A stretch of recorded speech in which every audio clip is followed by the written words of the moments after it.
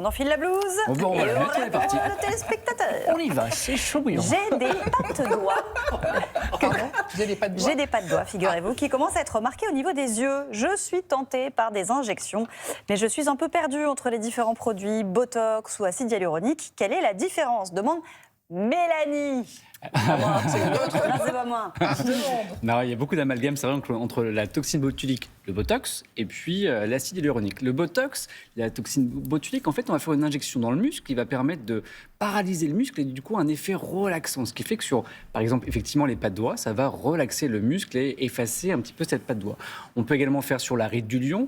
Ici, on a une ride, vous savez comment elle s'appelle, la ride d'ici, là, Les sillons nasogéniens. Alors non, ils sont là, les sillons. Ah, Les sillons Merci, nasogéniens, beaucoup, c'est ici. merci beaucoup. Ici, c'est le pli d'amertume.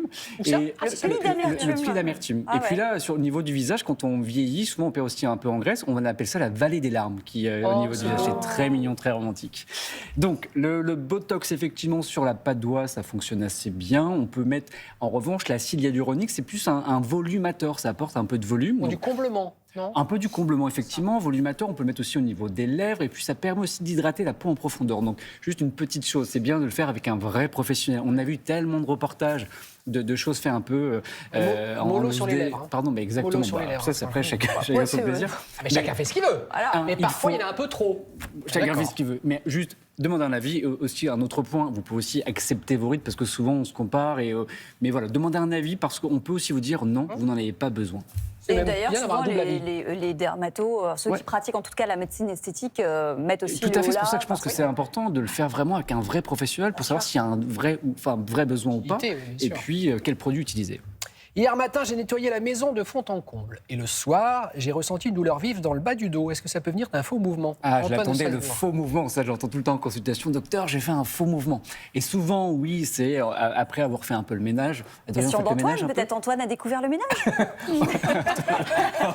Mais non, il a fait de fond en comble. Le fond en comble. Non, ça peut arriver. Maintenant, la douleur, elle va venir surtout au niveau anatomique. On va regarder ce qui va se passer. Ça va être un ligament, un muscle, un tendon, une hernie discale qui vont être à l'origine un peu, qui vont avoir un petit peu tapoté dans le coin et provoquer les douleurs. Et autour de ce système, on a les muscles qui vont se tendre, qui vont être à l'origine, en effet, de cette douleur. Autre point, on a aussi la composante psychologique. On le voit souvent au cabinet, des patients qui vous disent « j'en ai plein le dos, docteur Ouais. ». Ils sont extrêmement fatigués mentalement, il y a une surcharge. Et étonnamment, j'en ai plein le dos. En parallèle de ça, on a souvent un peu le dos bloqué, les épaules un peu verrouillées. Donc oui, la question, est-ce que le faux mouvement peut être à l'origine de tout ça? C'est possible. Et parfois, ça arrive le soir ou le lendemain, au réveil. Cette semaine, j'ai entendu parler d'une greffe de larynx. À quoi sert cet organe? Demande Olivia de la belle ville de Biarritz. Ah, non, mais souvent, vous ne savez pas où est le larynx. Parce que quand moi, je dis à un patient, il y a une laryngite, oh, c'est bon, je tousse. Mais ils ne savent pas trop. Le larynx, Ah. effectivement, le larynx, c'est à cet endroit-là. Le larynx a 3 fonctions. Respiratoire, alimentaire, parce qu'il protège des fausses routes. Il y a un petit clapet qui protège. Et puis également phonatoire. C'est à cet endroit où il va y avoir les cordes vocales qui se mettent à vibrer lorsqu'on émet un son, lorsqu'on respire.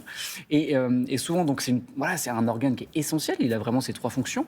Et d'ailleurs, lorsque vous avez une laryngite, c'est pour ça que la voix est modifiée, parce qu'il y a une inflammation des muqueuses. Du coup, la corde vibre un petit peu moins bien et la voix est modifiée, d'où la laryngite. D'accord. Voilà,